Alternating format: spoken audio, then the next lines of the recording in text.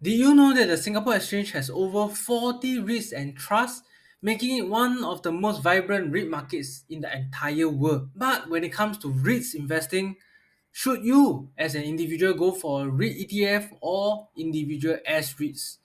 Today in this video, we're going to break down the pros and cons of both camps and share a few case studies so you will know exactly which route will suit your investing style. So let's go. First, let's quickly break down what REITs and REIT ETFs are. Alright, so for those who don't know, a REIT or real estate investment trust is like a company that owns and operates income producing real estate. Okay, so they invest in properties and all the rental income that they get, okay, 90% have to go back to the unit holders in the form of distributions. That's why you can usually get quite high distribution yields from buying REITs itself. Okay, so that's why Singaporeans like us, we like to buy REITs a lot. Okay, but investing in REITs means buying shares of specific REITs. For example, CICT, okay, so-called Capital Land Integrated Commercial Trust, or another one would be Maple Tree Logistics Trust, or short form MLT. Okay, so this is it for REITs. On the other hand, you can also buy into REIT ETFs, which is like a fund, okay, where they invest in a basket of REITs, providing you with diversified exposure. For example, when you buy into a REIT, you're buying into like maybe 10 to 20 or even 30 REITs as a whole, okay? So it provides you with this kind of a broad-based diversification. And you can think of it as a one-stop shop. You don't need to buy single-handedly 20 or 30 REITs. You can just buy one REIT ETF and you can get exposure to all of them at one go. So by now, I suppose most of you readers here will be very familiar with REITs. So I'm going to just skip that and dive into the pros and cons of a REIT ETF directly using Lion Philip S-REIT ETF as an example. Okay, but before that, if you want to be notified when I release my next video comparing the 5 REIT ETFs in Singapore, you should tap the like button, subscribe to my channel, and turn on the notification bell right now. So let's take a look at the brochure of this REIT ETF. And for the advantages of a REIT ETF is, of course, number one is it's hassle-free, right? It's very convenient. You don't need to research and monitor each REIT. It's done for you by the professional managers. And for this REIT ETF, it tracks a specific index. So it tracks this Morningstar Singapore REIT U Focus Index. Okay, so everything, all the rebalancing is done for you. Okay, buying and selling are automated. What you need to do is just buy it, sit back, relax, and collect the sweet dividends. Okay, so number two, diversification. As you can see, right, for this REIT ETF itself, they comprise of all these and trust together, and they even break it down into the weightage. So you don't have to, think or oh, how much money am I gonna put in Asanda's REIT? Maybe it's higher quality, I put more. Or Parkway Life REIT is lower, you I put lesser, and that kind of thing. So everything is done for you as per point number one. Okay, it's hassle free. And the advantage that I can think of is professional management.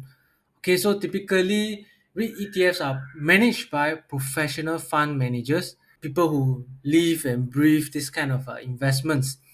And they do all the diversification work, allocate the funds into the different subsectors for you. Okay, so these are the main three advantages for a REIT ETF.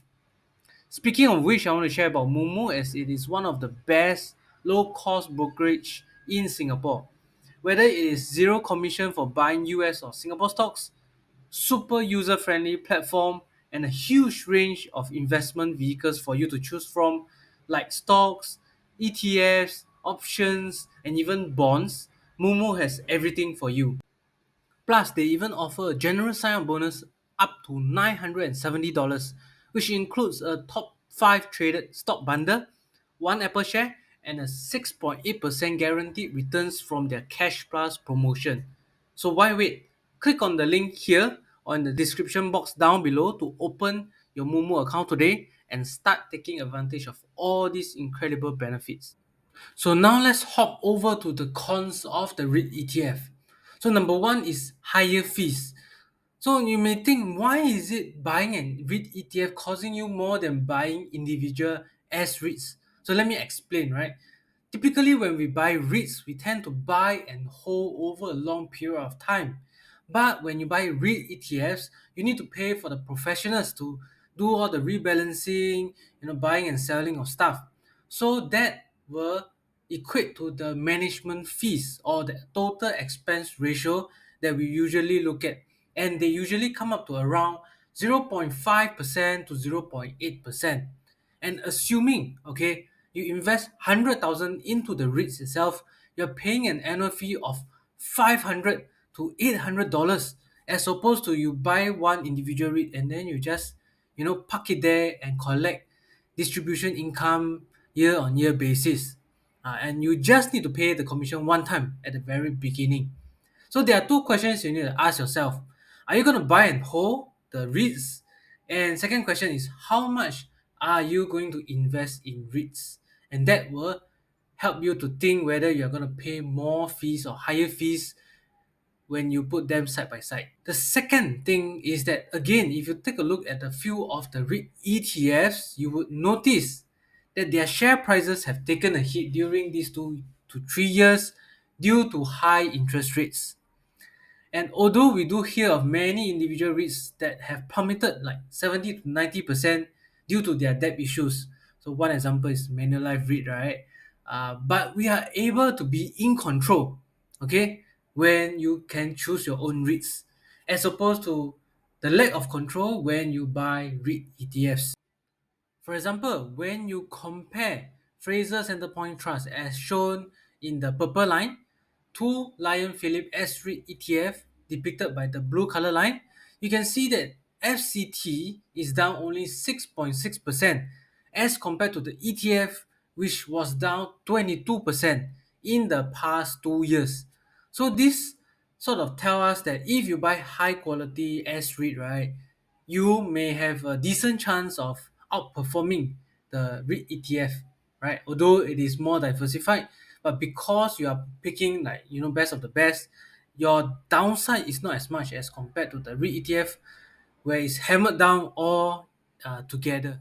And this brings us to the last point of lower returns. When you handpick REITs with the better factors and sustainable high yields, will you be able to outperform the REIT ETFs?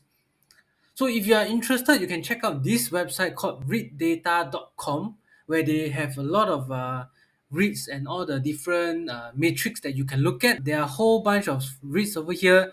Many of them are trading above 5 to 6% distribution use and even trading below 1 times price to NAV ratio now. Here's a summary to wrap up everything again, looking at the pros and cons of the REIT ETFs. So on the left side, we have the pros. Okay, so number one, hassle free. Everything is done for you. You just sit back and collect distributions. Second pro, okay, diversification. Although this is debatable, right? But typically, when it comes to an ETF, they invest in a lot of REITs, and with that, right, comes lower risk because you're able to spread out with more REITs as opposed to investing in one or two REITs itself. Pro number three, professional management. So you are paying them to help you manage your REITs portfolio using a certain framework. So let's say they have this mandate that they need to have a certain distribution yield or certain quality or maybe in certain geographical area, and this will so-called be subjected to the professional managers lah, and their expertise. On the other side of the camp, we have the cons, okay, of the REIT ETF. The number one is the fees, okay, the fees involved. So you are not, having them for free, right? You still need to pay the professional management expertise. Okay, so this will constitutes to the expense ratio. So when I mentioned that it can add up to quite a substantial amount of a few $100s, depending on how much you have invested in the REITs. Number two, the second con is that you have lack of control. So you are not able to choose your own REITs. So even though maybe you like to go to shopping malls under the CICTs, which is under Capital Land, you may not be able to allocate higher weightage to this particular REIT, even though you like it a lot when it comes to REIT ETFs. Okay, so this is the lack of control. And last but not least is a potential lower returns. Because if let's say, like among 40 REITs and trusts, and you choose to go for REIT ETF, so they will auto allocate to the various 20 to 30 REITs within this whole list, right? And you cannot say, I want to go to certain, just concentrate my funds on the top five with better capital management, with better sponsors, and this sustainable distribution use and that kind of thing. And with that, okay, these are the pros and cons of a REIT ETF. Ultimately, I would say that deciding between REIT ETFs or individual S-REITs depends a lot on your own circumstances. If you have the time to do research and willing to take on more risks, okay, more calculated risks, for potentially higher returns, investing in single individual REITs may make more sense. Okay, maybe a better fit. Why do I say so? Because if you take a look at this Yahoo Finance chart, okay, you can see that the blue line, okay, over a 5-year period, the blue line is the REIT ETF is down 33%. If you have invested in Fraser Center Point, it will be down 21%, the purple color line. If you have been investing in the Keppel DC REIT, you will be up 7.7%. And last but not least, if you have been invested solely in Parkway Life REIT, as shown in the green color line, you'll be up 15%. Of course, all these haven't included all the distribution use that you have been getting.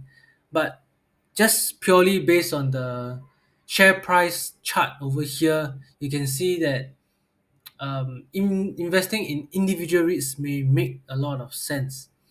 Okay, but on the other hand, right, EU may also opt for ETFs, but remember, timing is crucial here because you are not investing in one or two REITs. You're investing in a whole basket of REITs, and it will go up or go down together, depending on the changes in the interest rate policies or any macro event per se. To wrap up, I will also be doing a follow-up video to compare the 5 REIT ETFs in Singapore.